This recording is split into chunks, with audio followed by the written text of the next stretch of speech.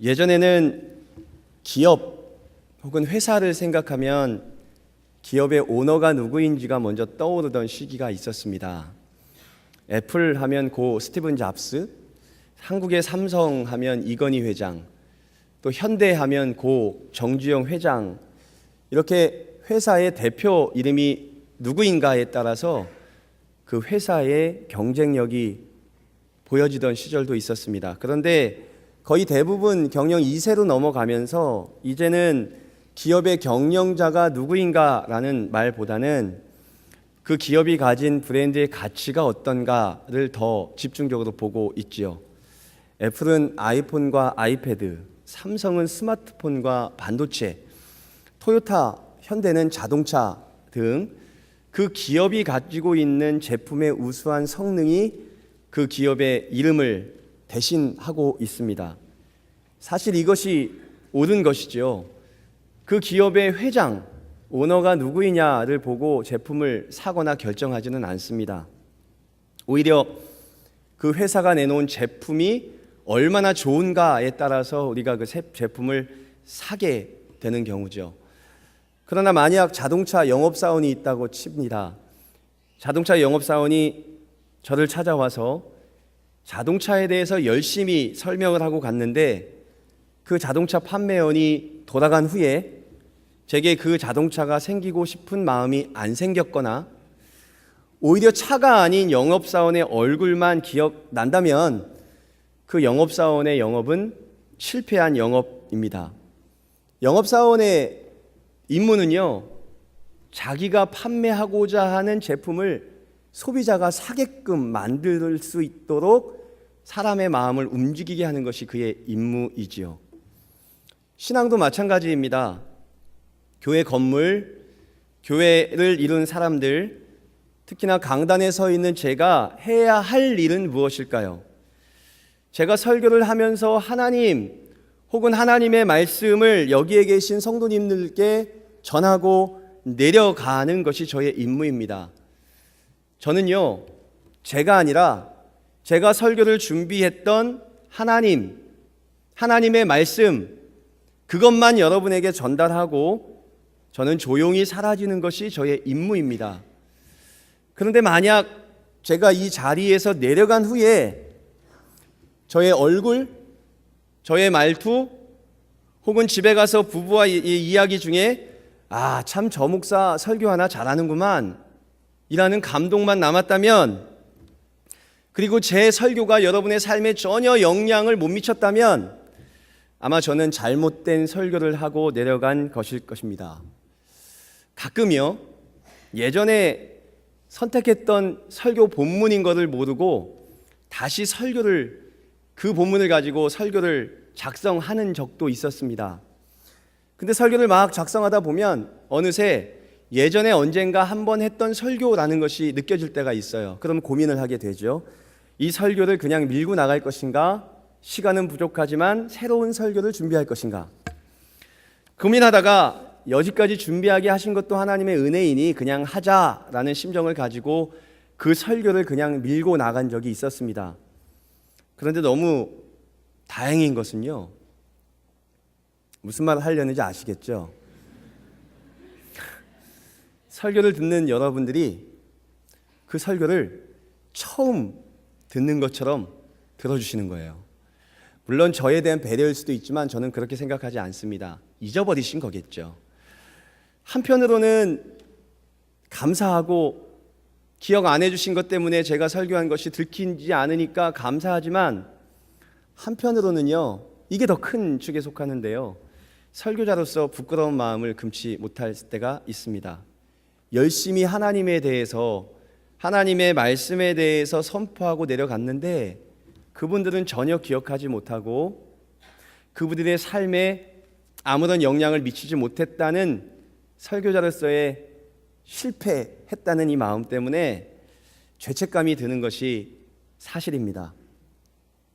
오늘 본문은 이렇게 그리스도인들이 하나님께 받은 임무를 완수하지 못하고 또 임무 완수에 실패할 것에 대비해서 하나님이 주신 말씀이라 생각합니다. 다른 말로 하면 그리스도인들이 자신이 있던 자리에서 떠났을 때 자신이 있던 그 자리에 무엇을 남겨야 하는가에 대한 질문의 답이기도 하지요. 여러분이 있던 자리, 내가 있던 자리, 그 자리에서 내가 떠난 후에 그 자리에 남는 것은 무엇입니까? 이 답을 오늘 말씀을 통해 알아보려고 합니다. 먼저 좀 배경을 봐야 될 것 같죠. 이스라엘은 하나님의 백성이었습니다. 그러나 이스라엘의 왕이 우상을 섬기는 왕으로 세워졌고 그 때문에 모든 백성도 왕을 따라 우상 섬기는 것에 급급해하던 시절이었습니다. 그런 가운데 유독 하나님만 믿는 한 선지자 엘리야라는 선지자가 있었습니다. 엘리야는 너무도 당당하게 바알 선지자들에게 싸움을 신청했고 바알을 섬기는 450명의 바알 선지자와 하나님만 따르겠다고 하는 한 명의 엘리야라는 선지자의 싸움이 일어나기 직전이었습니다. 우선권을 바알 선지자 450명에게 주었고 이 450명은 제단 위에 올려놓은 제물에 불을 내려달라고 그들의 신 바알에게 열심으로 제사를 드렸습니다. 소리도 질러보고 춤도 춰보고 그도 안 되니까 자신의 몸에 학대를 가해가면서 바알 신에게 불을 내려달라고 열심히 기도하고 요청했습니다. 그런데 어쩐 일인지 점심이 되고 오후가 되어서도 바알 신은 그들에게 응답하지 않았습니다. 엘리야는 더 이상 그들에게 희망이 없다는 것을 알았고 이제는 자신의 하나님께 예배를 드려야 되겠다는 생각으로 예배를 준비합니다. 무너진 단을 다시 쌓고 그 제단 위에 제물을 올려놓고 더 이상한 것은 그 주위에 물을 갖다가 붓는 것입니다. 지금 이 상황은 불이 내려와서 제물을 불살라야 되는 건데요. 오히려 물을 갖다가 붓습니다. 그리고 이제 하나님께 기도하는 시간에 들어가게 되죠.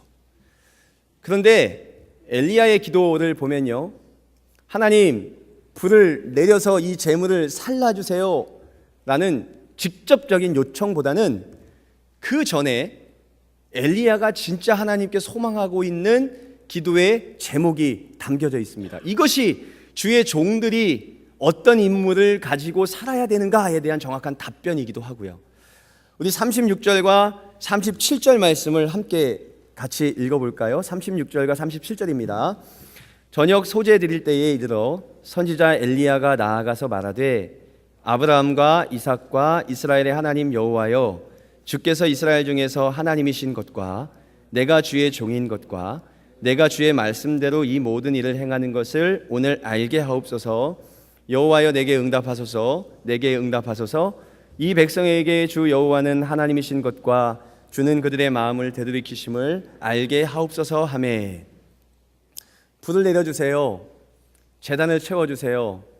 이 기도보다 먼저 나오는 것이 오늘 말씀에 읽었던 그의 기도 제목입니다.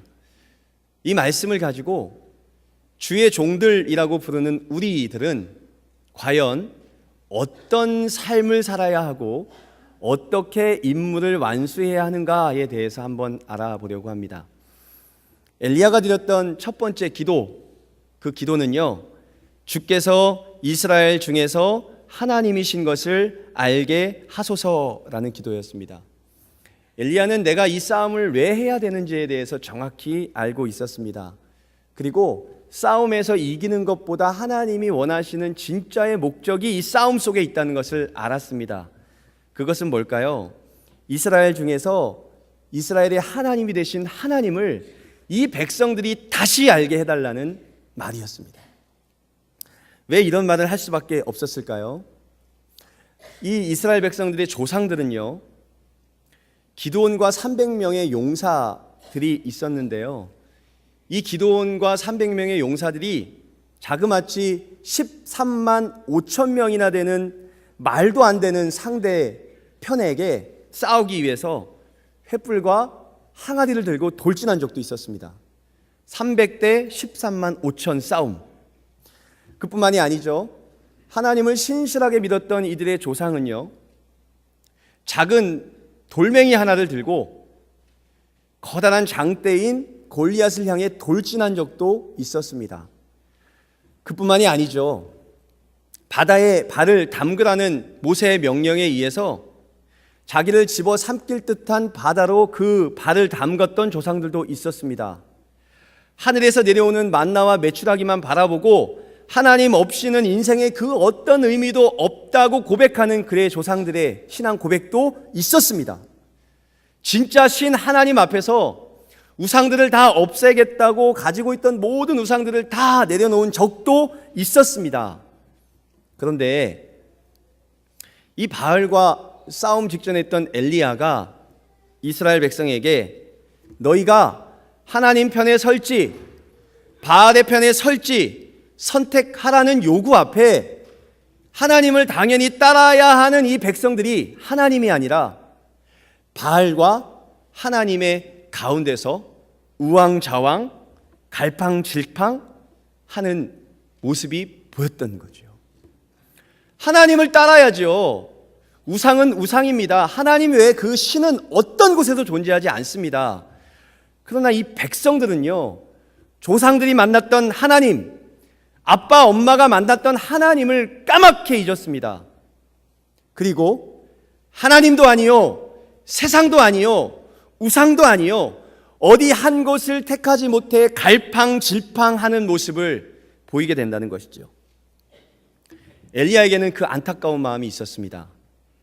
이 불이 내려서 제단을 불사르는 것도 분명히 중요한데요, 그것보다 더 중요한 것은 이 갈팡질팡 어찌할 바를 모르는 이 백성이 다시 한번 하나님께서 이스라엘 백성의 하나님이 되심을 알게 해 주십시오 라는 소망을 담고 기도하고 있습니다.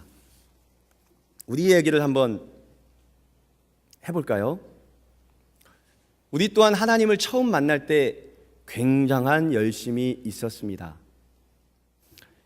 어떤 어르신들은 아이가 아프면 병원을 찾는 것이 아니라 그래도 목사님의 기도를 받으면 낫는다고 생각하여 새벽이든 밤이든 아픈 그 아이를 얼싸안고 목사님께 쫓아가서 기도받던 적도 있었습니다. 어려우면 어려울수록 하나님께 기도해야 한다고 성단의 분을 따달라고 잠그지 말라달라고 부탁을 하면서 밤새가며 하나님께 요청하며 기도하는 때도 있었습니다. 제가 아는 한 권사님은요, 새벽 예배를 가다가 뒤에 오는 한 강도에 의해서 성경책이 든 가방이 돈가방으로 착각한 그 강도가 등 뒤에서 그의 몸을 칼로 내리 찍은 적도 있었습니다. 그런데 어떻게 됐죠?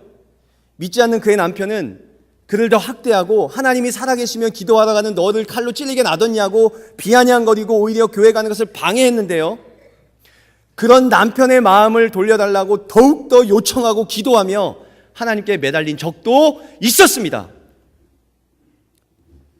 그런데 지금은 어떻습니까? 어려우면 어려울수록, 힘들면 힘들수록 더욱더 하나님을 찾아야 된다는 신앙에서 벗어나 이제는 내 방법과 세상의 방법대로 우리의 인생을 내맡기지는 않으셨습니까? 도와주세요. 하나님의 봉사의 자리가 여러분을 위해 필요해라고 말씀을 드리면, 제가 지금 살기가 조금 어려운데요, 제가 형편이 조금 더 나아지면 그때 도와드리면 안 될까요? 그러나 형편이 좀 나아지고 삶의 여건이 좀 좋아지면 어떻습니까? 그때 했던 그 약속이 아직도 유효하던가요? 하나님은 이렇게 될 백성들에게 너희가 그렇게 될 수도 있으니 삼가 조심하라 라는 예비적인 상황을 그 말씀으로 주신 적이 있었습니다. 신명기 8장 12절에서 18절 말씀인데요, 제가 읽어드리겠습니다. 내가 먹어서 배부르고 아름다운 집을 짓고 거주하게 되며 또 내 소와 양이 번성하며 내 은금이 증식되며 내 소유가 다 풍부하게 될 때에 내 마음이 교만하여 내 하나님 여호와를 잊어버릴까 염려하노라. 여호와는 너를 애굽 땅 종되었던 집에서 이끌어내시고 너를 인도하여 그 광대하고 위험한 광야 곧 불뱀과 전갈이 있고 물이 없는 간조한 땅을 지나게 하셨으며 또 너를 위하여 단단한 반석에서 물을 내셨으며 내 조상들도 알지 못하던 만나를 광야에서 내게 먹이셨나니 이는 다 너를 낮추시며 너를 시험하사 마침내 내게 복을 주려 하심이었느니라. 그러나 내가 마음에 이르기를 내 능력과 내 손의 힘으로 내가 이 재물을 얻었다 말할 것이라. 내 하나님 여호와를 기억하라. 그가 내게 재물 얻을 능력을 주셨습니다. 뭐가 문제죠? 배부르고 잘 살게 될 때까지는 하나님이 내려주시는 일용할 양식 때문에 감사하고 하나님께 영광을 돌리던 사람들이 이제 가나안 땅에 정착하여 내 힘과 내 능력으로 농사를 짓고 그 농작물을 얻다 보니 하나님께 영광을 돌리고 하나님의 은혜로 여기까지 왔다는 하나님의 은혜의 생각이 없어지기 시작합니다. 그리고 한두 번씩 죄에 빠져봐도 하나님의 급작스러운 죄에 대한 형벌이 가해지지 않으니 점점 마음이 느슨해집니다. 점점 하나님이 아니라 세상 것을 겸하다 보니 이제는 하나님도 필요한 것 같고 세상의 것도 필요한 것 같아 하나님과 세상 사이에서 우왕좌왕하는 모습을 보이게 되는 것이죠. 엘리야는 분명히 말합니다. 하나님, 이 전쟁에서 승리하는 것도 중요하지만 그것보다 더 중요한 것, 이 전쟁을 승리케 하시는 하나님이 이 백성의 아빠 되심을 다시 한번 알게 하여 주옵소서 라는 기도를 하고 있습니다. 우주의 전능한 창조주가 누구십니까? 우주를 지배하는 주권자는 또 누구이십니까? 종말에서 심판하실 분은 누구십니까? 구원과 위엄과 평강을 주시는 분이 누구십니까? 헷갈릴 필요 없습니다. 그냥 모든 답은 하나님 한 분으로 집결됩니다. 사랑하는 성도 여러분, 우주를 지배하는 주권자요, 종말 때의 심판자요, 구원자요, 위엄과 영광이 있으신 신, 살아계신 유일한 신 하나님만 경배하며 나가는 저와 여러분 되시기를 소망합니다. 두 번째 기도 제목은요, 내가 주의 종인 것을 알게 하소서라는 기도의 제목이 나와 있습니다. 하나님은 엘리야가 기도한 것처럼 그 제단 위에 있는 재물을 불살릴 것이고 그 옆에 있는 모든 것들도 다 불살라 버릴 겁니다. 하나님은 살아계시니까 분명히 해주실 거예요. 하지만 불이 내린 다음 이후의 상황이 매우 애매하게 돌아갈 가능성이 있습니다. 사람들은요, 불을 내려주신 하나님이 아니라 불을 내리게 기도한 보이는 엘리야에게 더욱더 초점을 맞출 수 있는 위험성을 가지고 있습니다. 어떨 때는 엘리야를 왕으로 세우고 싶은 사람들이 일어날 수도 있습니다. 정말 대단한 사람이라고 그를 부추길 수도 있습니다. 그리고 엘리야도요, 자신의 기도에 그만한 능력이 있다는 것을 알고 스스로 교만해질 수도 있습니다. 저도 밴쿠버에 오기 전에 한 교회에서 6년 동안 섬기면서 전도사부터 목사까지 된 적이 있었습니다. 6년 정도 지나면서 이제 저보다 늦게 오신 목사님, 전도사님들이 생겨나기 시작했는데요. 그분들에게 교회 안을 이렇게 소개시키면서 저의 손길이 닿았던 여러 가지 그 결과물들을 보여주게 되었습니다. 뭐 저거를 하다가는 거의 죽을 뻔했다느니, 이거를 만들다가는 거의 며칠 밤을 샜다느니, 제가 제 손길이 들어간 그 결과물 때문에 그 사람들에게 좀 과장을 보태서 막 자랑을 하고 이야기한 적이 있었습니다. 그 이야기를 하는 이유가 뭔지 아십니까? 제 공로를 좀 알아달라는 거죠. 그리고 당신들이 하지 못했던 것들을 내가 해봤다는 것을 알고 그들에게 인정받고 싶은 마음이 제 마음속에 속셈으로 있었습니다. 엘리야가 그렇지 않겠습니까? 하나님이 불을 내려주시는 주체이기는 맞지만 사람들이 하나님보다는 그 불을 내리게 기도한 엘리야에게 달려오고 그를 왕 삼으려 하고 그를 최고 높은 자리에 올리려 할 때에 아마도 엘리야도 백성들 앞에서 울줄대고 싶은 환상에 사로잡힐 수도 있습니다. 이런 상황에서 겸손해질 성도, 성자와 같은 사람은 거의 없을 것입니다. 그래서 엘리야는 기도합니다. 아무리 훌륭한 상황 때문에 이 제단 위에 불이 내려진다 할지라도 내 자신이 우쭐대며 사람들 위에 서려는 제 교만을 꺾어 내리시고 오로지 하나님께만 영광을 돌리는 주의 노예가 되게 해달라고 먼저 기도하는 것이죠. 화장실에 가니 아름다운 사람은 떠난 자리도 아름답다라는 글귀가 써 있는 것을 보았습니다. 아무것도 흘리지 말고 가라는 이야기겠죠. 그렇다면 그리스도인들은 그가 어디에 있었든지 간에 그가 있었던 이름이 있었던 곳에 남겨야 할 것은 무엇일까요? 내가 있던 자리에 제 이름 석자가 남는 것이 정말 중요할까요? 저는 30분 후면 이 강단에서 내려갈 것입니다. 그러나 제가 내려간 후에 홍재명 목사라는 이름이 남아서는 안 됩니다. 뭐 그럴 일도 없습니다. 제가 그렇게 대단한 사람은 아니니까요. 하지만 엘리야의 기도처럼 저 그리고 찬양팀, 성가대, 모든 봉사하는 사람들, 아니면 여기에 계신 모든 그리스도인들, 이 사람들이 있다가 나간 자리에, 그리고 이 사람이 있던 그 자리에서 나야 되는 향기는요, 그 사람의 이름, 그 사람의 말투, 이런 것이 아닙니다. 그가 말하려고 했던 하나님, 그리고 하나님의 말씀, 그것만 남겨야 되죠. 자꾸만 남보다 높아지려 하는 교만을 꺾는 일, 나를 좀 더 낮추어 겸손한 자로 그리스도의 종의 반열에 서게 해달라고 기도하는 그 엘리야의 기도, 이러한 끈기 있는 노력이 없이는 스스로 교만해지려 하는 마음의 본능을 억제하는 것은 참으로 어렵습니다. 그래서 우리는 날마다 기도해야 합니다. 하나님, 제 이름이 아니라 제 메시지 속에 담겨있는 하나님과 하나님의 말씀만 영광받게 해달라고 기도하는 것이 매우 중요합니다. 우리가 기도할 때, 우리가 봉사할 때, 우리가 예수님 안에서 어떠한 일을 하든 간에 우리가 높아지려 하고 내 이름을 드러내고 싶어하는 여러 가지 교만들과 싸우는 저와 여러분이 되시기를 소망합니다. 평생 그 일이 계속돼요.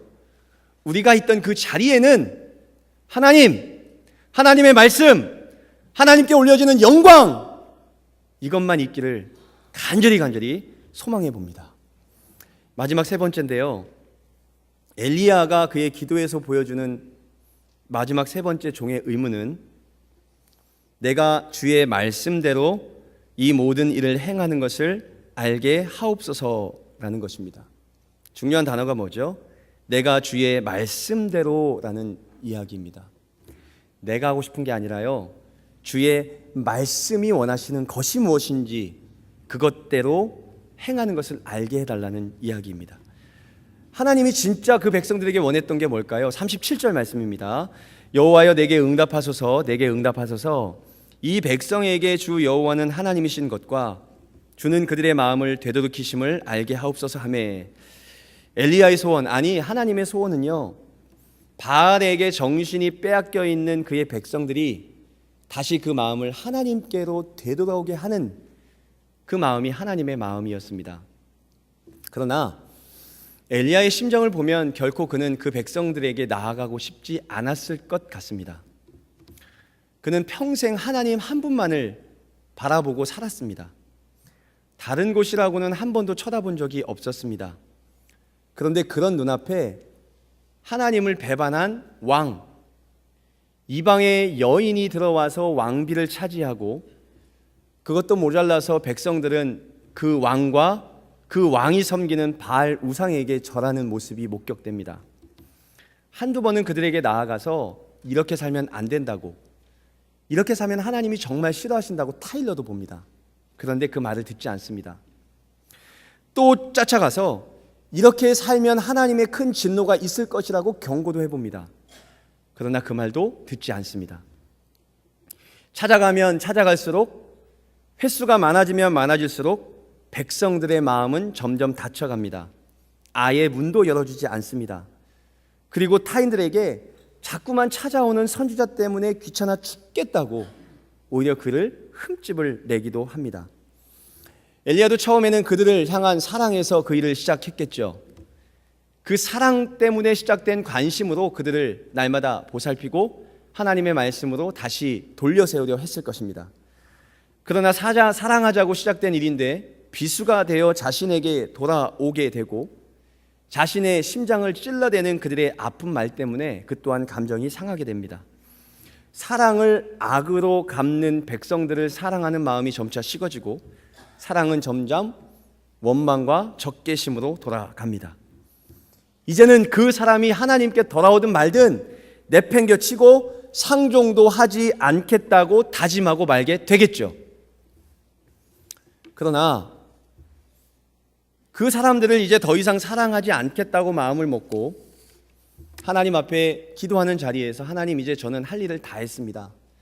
하나님, 저는 이제 더 이상 할 것이 없습니다 라고 기도하는데 하나님께서는 그의 마음에 아직 내가 그들을 사랑하니 너도 포기하지 말라는 음성이 들리기 시작합니다. 하나님, 할 것 다 했다니까요. 더 이상 할 게 없다니까요 라고 변명하며 오히려 하나님께 항명하는 그에게 그래도 나는 아직도 그 백성을 포기하지 않았다고, 내가 아직 그들을 사랑하니 너도 포기하지 않았으면 좋겠다고 하나님께서 그의 마음에 다시 사랑하라고 싶은 마음을 불러일으키게 되는 것이죠. 아마 이곳에 계신 구역장님 혹은 목회를 하시는 분들은 잘 이해하실 것입니다. 교회를 떠난 교인을 다시 돌려내기 위해 집을 찾아가면 안에 있는 것이 분명한데 문도 열어주지 않고 오히려 그 사람의 문전박대를 통해 학대하는 경우도 발생하는 것을 볼 수가 있습니다. 사랑으로 시작했고 사랑 때문에 시작한 일인데 비수가 되어 돌아오는 그 아픔 때문에 그 사람을 포기하고 싶은 마음이 10번이고 100번이고 드는 것이 사실입니다. 그런데 기도할 때마다 하나님은 그 사람들에게 내가 아직 포기하지 않은 사람을 포기하지 않았으면 좋겠다는, 네가 사랑의 마음을 접지 않았으면 좋겠다는 마음을 불러일으키시고 내 본성과 하고 싶은 대로가 아니라 하나님께서 원하시는 것을 쫓아갈 수밖에 없는 성령 충만함을 허락하시는 경험을 한 적도 있으실 것입니다. 성령의 메인바된 사람들은 하나같이 다 그랬습니다. 예수님께서도 그를 십자가에 못 박고 조롱하는 자들을 향해 이에 예수께서 이르시되 아버지, 저들을 사하여 주옵소서, 자기들이 하는 것을 알지 못함이다 라고 말씀하셨고요. 스데반도 자신들에게 돈을 던졌던 그 순간에 그들이 돌로 스데반을 치니 스데반이 부르짖어 이르되 주 예수여 내 영혼을 받으시옵소서 하고 무릎을 꿇고 크게 불러 이르되 주여 이 죄를 그들에게 돌리지 마옵소서 라고 그들을 위해 기도했습니다. 사람을 사랑할 수밖에 없는 이유, 조건과 환경이 다 우리의 모든 것을 벗어났음에도 불구하고 천천지 원수와 같은 그들을 사랑할 수밖에 없는 이유, 그 이유가 무엇인지 아십니까? 그 이유는 하나님께서 아직 그들을 사랑하시기 때문에 너 또한 그들을 사랑하는 마음을 접지 않았으면 좋겠다는 성령의 음성 때문입니다. 기도하는 그 시간, 우리의 생각을 내려놓고 하나님의 생각을 읽는 그 시간, 우리는 우리가 하고 싶은 대로가 아니라 하나님께서 하고 싶은 대로의 성령의 음성을 듣습니다. 그리고 나는 절대 하고 싶지 않은데 하나님이 원하시는, 하나님이 진짜 하고 싶으신 하나님의 일을 위해 우리의 모든 것을 다 포기합니다. 이것이 엘리야의 모습이었습니다. 사랑하지 않아도 되는, 사랑받을 만한 조건이 전혀 없는 그들에게 그래도 끝까지 사랑하며 하나님의 백성으로 돌아올 수 있는 힘, 곧 하나님의 뜻대로 모든 일이 되게 해달라고 기도하는 것이 엘리야의 기도였습니다. 결론을 맺으려고 합니다. 엘리야가 엘리야다울 수 있었던 이유, 주의 종이 주의 임무를 잘 감당할 수 있는 세 가지 조건, 그것은 멀리 있지 않습니다. 첫 번째, 그가 사는 삶의 이유, 하나님이 이 땅에 보내신 이유를 분명히 아는 것입니다. 둘째, 그 모든 일을 위하여 열심을 다했을 때 나타나는 모든 공로, 그것을 내가 탈취하는 것이 아니라 하나님께 온전히 돌려드리는 겸손함으로 무장되는 것입니다. 셋째, 내 생각에만 너무 지체하는 것이 아니라 자신의 생각 너머에 있는 하나님의 진심을 알고자 하는 기도의 시간을 확보하는 것, 그리고 하나님께서 나에게 하나님이 진짜 원하시는 것을 알려주셨다면 내 욕심, 내가 하고 싶은 것을 포기하고 기꺼이 하나님의 것을 위해 우리의 인생을 거는 것입니다. 자신의 기분에 따라 움직이는 것이 아니라 성령님의 음성에 따라 움직이는 성도, 그리고 그 공로를 하나님께 올릴 수 있는 겸손함이 있는 성도, 하나님의 뜻이 무엇인지를 날마다 분별하고 그 뜻을 위하여 날마다 나아가며 우리가 떠난 자리에 하나님의 영광만을 남겨드리는 성도, 그러한 성도가 우리 밴쿠버 순복음교회 모든 성도가 되기를 소망합니다. 그거를 위하여 열심히 달려나가고 전진하는 저와 여러분이 되시기를 소망합니다. 기도하겠습니다. 하나님 아버지,